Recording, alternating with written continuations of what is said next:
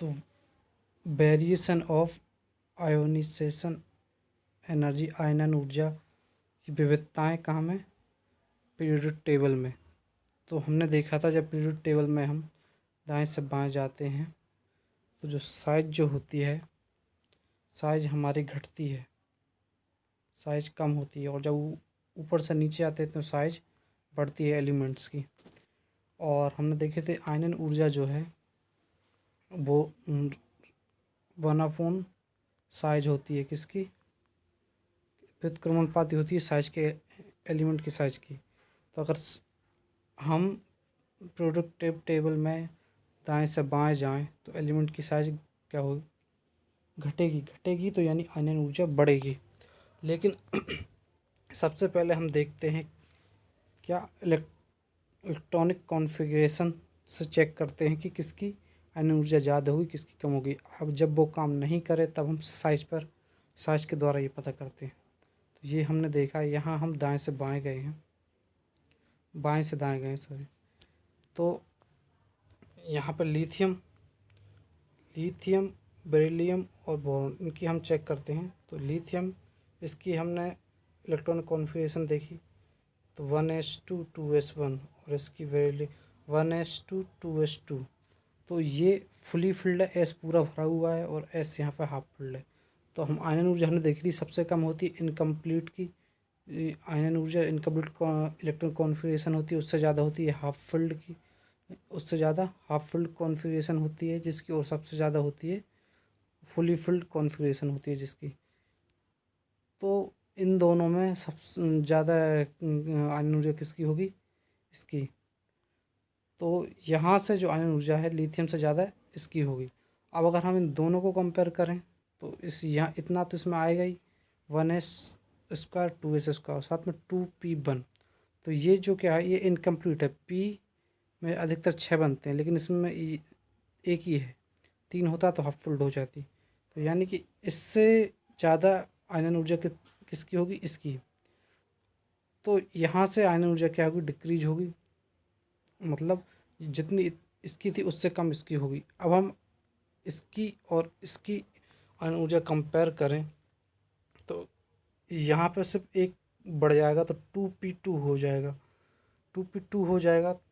तो यहाँ पे देखिए ना तो ये फुली फिल्ड और हाई ना ही हाफ कंप्लीट है। तो अब हम ऐसी सिचुएशन में हम साइज से निकालेंगे। तो यहाँ से इससे इस पर जाएं तो यहाँ बाएं से दाएं जा रहे हैं और यहीं से जाने पर साइज क्या होती है हमारी? साइज होती है डिक्रीज। साइज डिक्रीज होगी तो आयनन ऊर्जा क्या होगी हमारी? बढ़ेगी, इंक्रीज होगी, यानी इससे ज़्यादा इसकी होगी।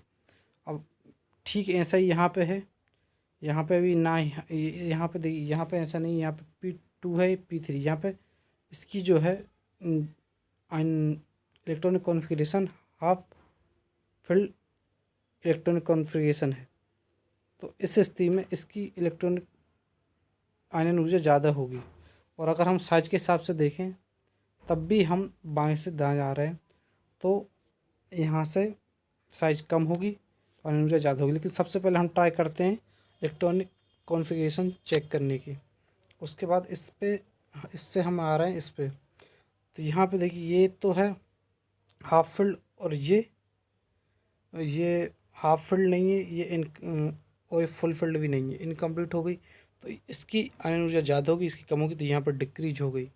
अब इसमें देखें तो इसमें ना हाफ फिल्ड है ना फुल फिल्ड, तो यहाँ पर साइज देखना पड़ेगा। साइज देखेंगे तो इन दोनों के बीच में आयनन ऊर्जा बढ़ेगी, और ऐसा ही इसमें है तो इसमें भी आयनन ऊर्जा इन दोनों के बीच में बढ़ेगी। आयनन ऊर्जा क्या होती है? आयनन ऊर्जा कोई परमाणु है, उसके लास्ट वाले में कोई इलेक्ट्रॉन है, उस इलेक्ट्रॉन को बाहर जाने के लिए, उस परमाणु को छोड़ने के लिए उस को जितनी ऊर्जा दी जाती है, मतलब कोई परमाणु है उसमें इलेक्ट्रॉन को एक जो ऊर्जा दी जाती है उसे हम आयनन ऊर्जा कहते हैं। उसकी स्टेबिलिटी को छोड़ने के लिए, स्टेबल होने के लिए, तो आयनन ऊर्जा तो जो ऊर्जा एक परमाणु को दी जाती है जिससे वो अपने लास्ट इलेक्ट्रॉन को छोड़ दे, तो उस इलेक्ट्रॉन को छोड़ने के लिए उसको जितनी ऊर्जा दी जाएगी वो हमारी आयनिक ऊर्जा कहलाएगी। जो जितना इलेक्ट्रॉन नाभिक के पास होगा उतना उसमें क्या होगा, उन दोनों के बीच में बंध मजबूत होगा और उन्हें ज़्यादा ऊर्जा देनी पड़ेगी। और जितना दूर होगा उतना उनका बंध कमज़ोर होगा और उन्हें कम ऊर्जा में वो इलेक्ट्रॉन परमाणु छोड़ देगा। अब देखिए ये तो होगा। इसके बाद अगर हम ग्रुप में जाएं, डाउन में जाएं, ऊपर से नीचे जाएं आवर्त सारणी में, तो ऊपर से नीचे जाएं तो हमारी साइज क्या होती है, बढ़ती है। साइज बढ़ेगी तो आयनन ऊर्जा क्या होगी, कम होगी।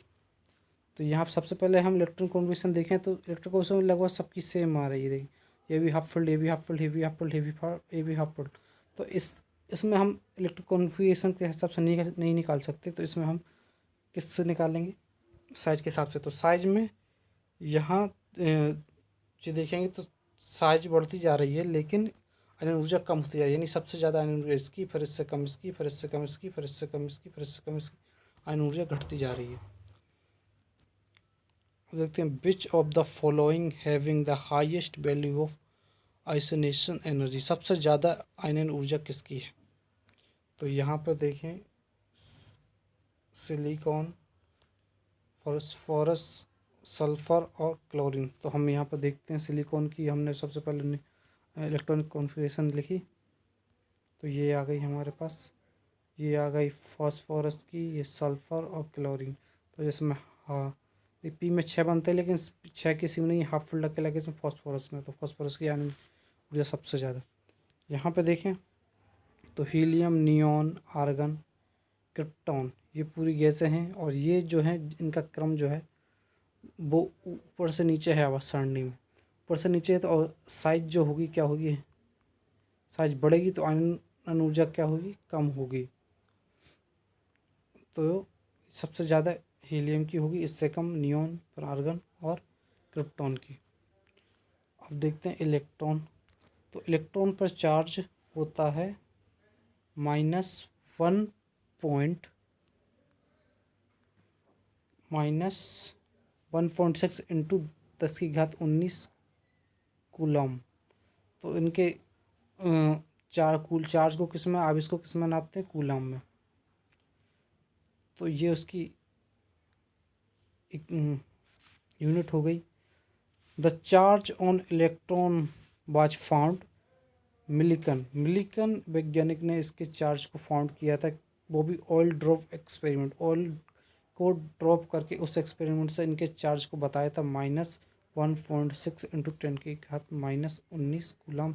ये इलेक्ट्रॉन पर चार्ज होता है। इसका मास होता है 9.1 इंटू 10⁻31 kg।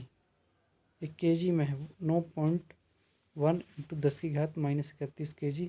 और चार्ज होता है इलेक्ट्रॉन पर -1.6 इंटू 10⁻−19 कूलम। अगर इसके चार्ज में मास से भाग दे दें तो हमारे पास आता है 1.76 इंटू 10⁸ कूलम बटे ग्राम। तो ये आता है हमारे पास। इलेक्ट्रॉन की डिस्कवर किया था जे थॉमसन ने। The chemical behaviour of an element depend upon valence electron. जब कोई रासायनिक क्रिया होती है केमिकल बिहेवियर, तो उसमें दो अगर परमाणु उनको जुड़ना है तो उनके बीच में जो बंध बनाते हैं वो होते हैं उनके लास्ट के जो कक्ष में बैठे हुए इलेक्ट्रॉन, उन दोनों के बीच में बंध बनता है। तब वो आपस में दो परमाणु जुड़ते हैं, एक रासायनिक क्रिया करते हैं। तो जिसे हम कहते हैं संयोजी इलेक्ट्रॉन जो बंध बनाता है, तो उसे हम बैलेंस इलेक्ट्रॉन कहते हैं, संयोजी इलेक्ट्रॉन। तो एक एलिमेंट का केमिकल बिहेवियर किस पर डिपेंड होता है, एक संयोजी इलेक्ट्रॉन पर डिपेंड होता है। उसी के हिसाब से वो केमिकल बिहेवियर करेगा। उसकी स्टेबिलिटी अच्छी है तो उसे अच्छी ऊर्जा चाहिए, तो किस पे, संयोजी इलेक्ट्रॉन पे डिपेंड होता है एक एलिमेंट का केमिकल बिहेवियर करने के लिए। Electron having dual nature of matter, electron के पास डुअल नेचर होता है। किसी भी वस्तु के पास डुअल नेचर तब हो सकता है जब उसका मास बहुत कम हो और वो मास बहुत कम हो और वेलोसिटी जीरो के बराबर ना हो, यानी कि वो मूवमेंट में हो और उसका मास बहुत कम हो। तो इलेक्ट्रॉन का मास जो है वो कितना है, 9.1 इंटू 10⁻31, ये बहुत कम है। तो और ये मूवमेंट होता रहता है नाभिक के चारों। तो इसी डुअल नेचर होगा, ये एक तो पार्टिकल के रूप में काम कर सकता है, दूसरा वेव। तो ये जो है वो इस नाभिक के ऊपर इस तरह नहीं घूमता, ये इस तरह झूमता है। तो ये पार्टिकल और वेव दोनों की तरह काम करता है। ऐसे मास कम तो किसका भी होता है, प्रोटॉन का भी होता है। प्रोटॉन का मास भी कम होता है। प्रोटॉन का होता है प्लस में 1.6 इंटू 10⁻⁻19 कूलम। यही मास प्रोटॉन का भी होता है, सिर्फ वो उसमें प्लस लग जाता। तो इस हिसाब से तो नाभिक में प्रोटॉन भी घूमता हुआ, हिसाब से उसका भी डुअल नेचर होना चाहिए, पर ऐसा नहीं होता क्योंकि प्रोटॉन जो है वो न्यूट्रॉन के साथ मिलकर उदासीन होता है। न्यूट्रॉन तो सुस्त हो जाता है, उसकी वेलोसिटी नहीं होती, उसका मास तो बहुत कम होता है लेकिन वेलोसिटी नहीं होती, इस कारण उसका डुअल नेचर नहीं होता।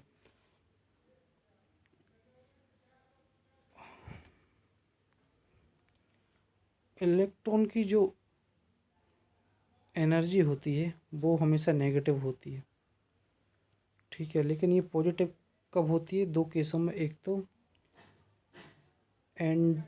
एंडोथर्मिक और नॉन, जब ये दो शब्द हो जाए तब यहाँ पे इलेक्ट्रॉन पॉजिटिव हो जाता है।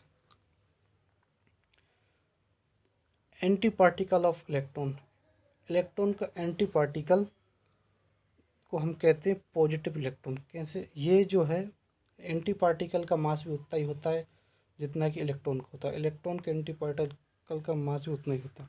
चार्ज भी दोनों का बराबर होता है, बट सिग्नल अलग होते हैं, एक नेगेटिव होगा तो एक पॉजिटिव होगा।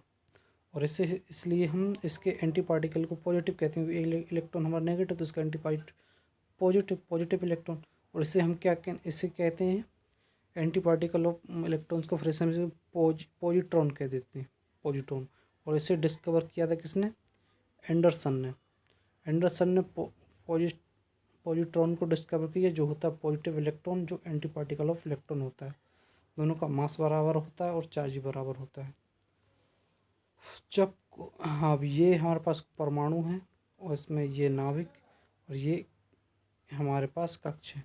जब कोई इलेक्ट्रॉन अपने जो ग्राउंड स्टेट है वहाँ से उठ के वो जाता है उसकी ऊपर वाली स्टेट में जाता है, तो उससे एक ऊर्जा देनी पड़ती है तब वो जाता है। उससे वो क्या हो जाता है, उत्तेजित अवस्था में, एक्साइटिंग स्टेट, उत्तेजित अवस्था में पहुँच जाता है। फिर वो उस उत्तेजित अवस्था से वापस ग्राउंड स्टेट में आए तो उससे जो ऊर्जा उसने ली है, जो ऊर्जा उसे दी है, वो उस तक जाने तक उस ऊर्जा को उसे रिलीज करना पड़ेगा, छोड़ना पड़ेगा, तब वो अपने ग्राउंड स्टेट पर आएगा। तो जब वो उस ऊर्जा को छोड़ता है तो उसे कहते हैं गामा रे के रूप में या फोटोन्स के रूप में उस ऊर्जा को छोड़ता है। तो स्टेबिलिटी जो है वो व्युत्क्रमानुपाती होती है एनर्जी के।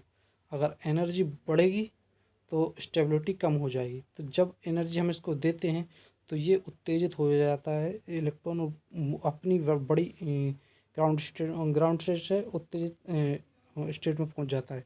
धीरे धीरे इसको एनर्जी देते रहेंगे तो ये धीरे धीरे ये को छोड़ देगा।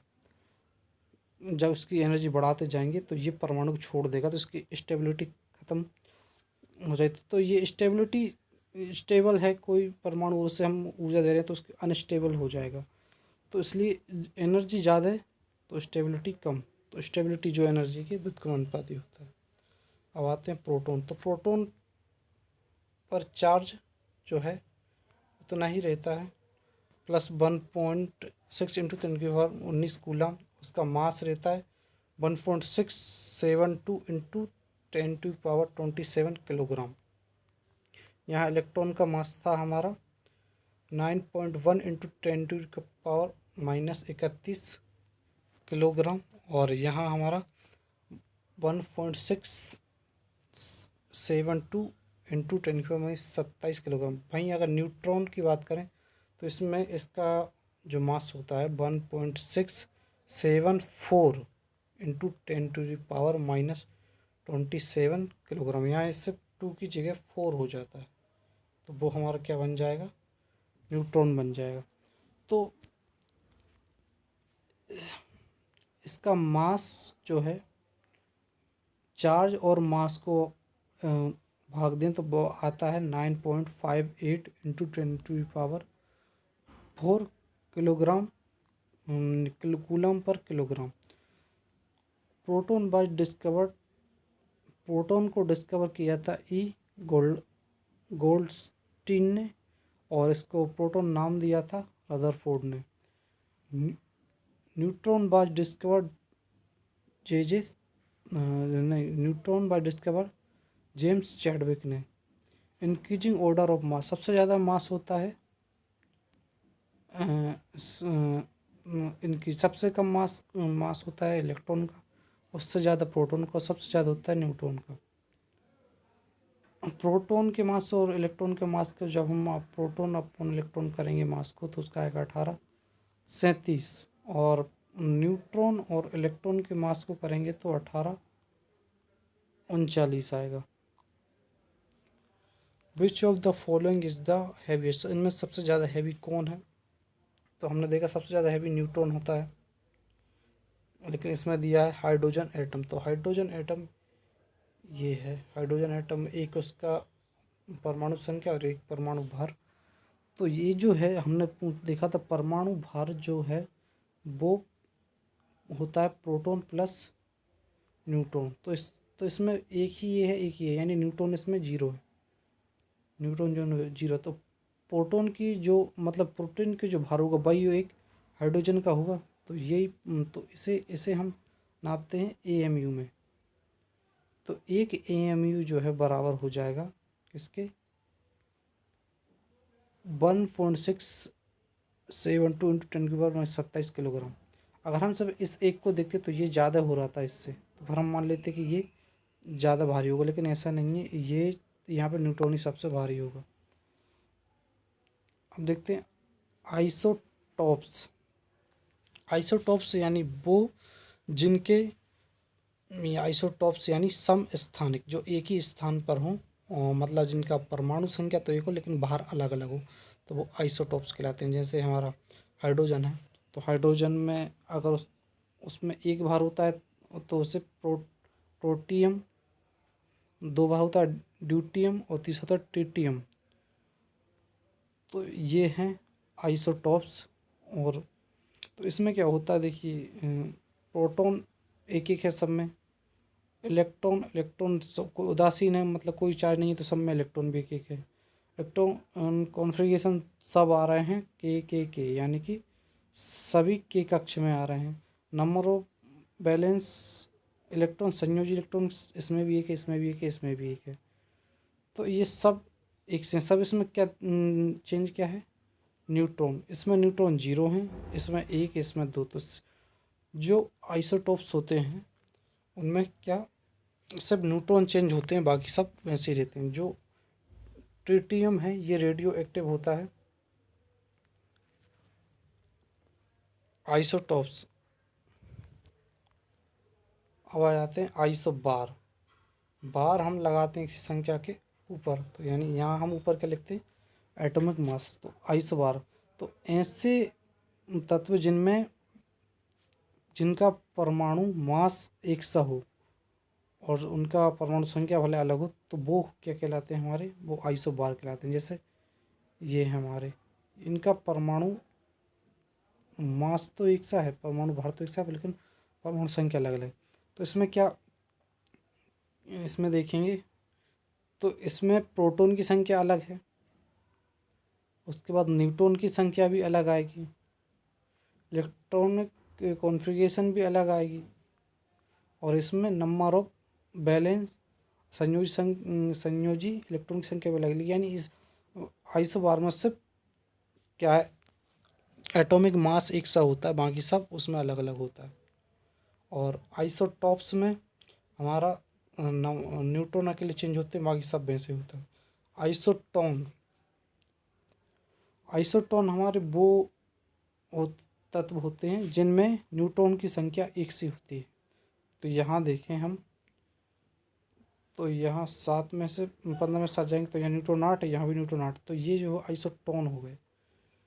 तो यहाँ न्यूट्रॉन तो एक से हैं, प्रोटॉन अलग है, इलेक्ट्रॉन भी अलग होंगे, तो यहाँ पे न्यूट्रॉन एक से होते हैं।